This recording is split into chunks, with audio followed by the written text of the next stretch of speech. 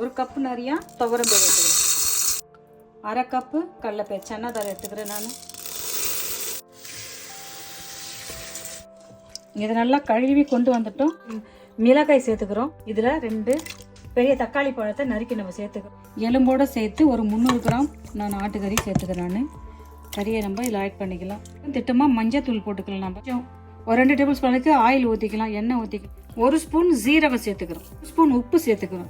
உப்பு ஏன் சேர்த்துக்கிறோம்? நம்ம கறி சேர்த்துக்கிறோம்ல, கறி வந்து உப்போடு சேர்ந்து இருந்தால் தான் அந்த கொஞ்சம் டேஸ்ட் நல்லாயிருக்கும். பச்சை மிளகா அந்த காரம் அந்த கறியில் இறங்கும், உப்பும் அந்த கறியில் இறங்கி நல்லாயிருக்கும்.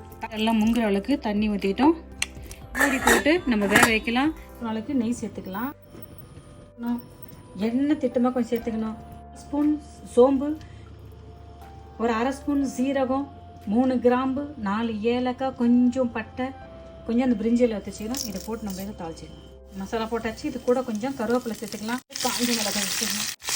இதை போட்டு நல்லா அழகாக வளர்க்கலாம்.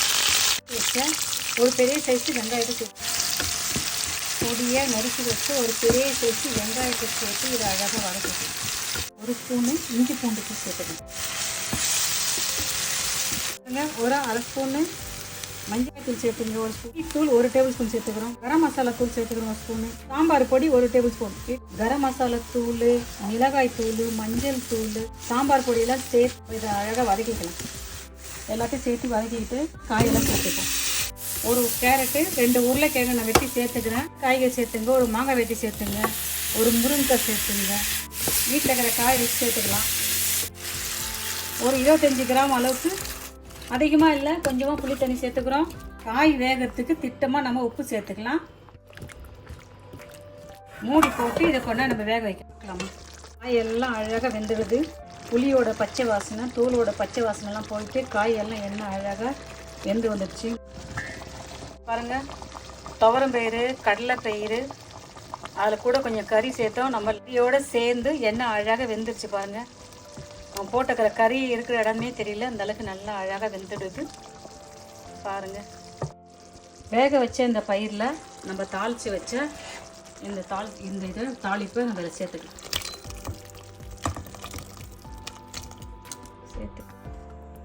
வேக வச்சு அந்த பயிரில் நம்ம வேக வச்ச அந்த காய்கறியெல்லாம் சேர்த்துக்கிட்டோம்.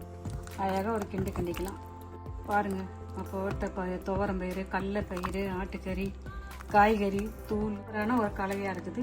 பாருங்கள், நான் அரைச்சி வச்சுக்கிறேன். ஒரு பாதி முடியில் பாதி அரைச்சி தேங்காய் பேஸ்ட்டை நம்ம இதில் சேர்த்துக்கலாம்.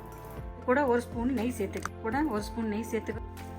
புதினா தழை கொஞ்சம் சேர்த்து, கொத்தமல்லி தான் சேர்த்துக்கிறோம். புதினா, கொத்தமல்லி, தேங்காய் பேஸ்ட்டு, நெய் சேர்த்துக்கிறோம். எல்லாத்தையும் சேர்த்து ஒரு கிண்டிக்கலாம். பாருங்கள், என்ன சூப்பரான சுவையான அழகான ஆரோக்கியமான ஒரு தால்ச்சா பண்ணிட்டேன் நம்ம.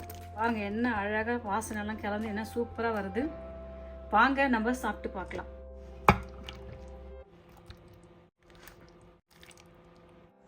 பாருங்கள், என்ன சூப்பரான சுவையான அழகான ஆரோக்கியமான ஒரு தால்ச்சா நம்ம பண்ணிட்டோம். பாருங்கள், என்ன அழகாக இருக்குது. பாருங்கள், நம்ம போட்ட பயிரெல்லாம் போட்ட இடமே தெரியல, நல்லா அழகாக வெந்து இருக்குது.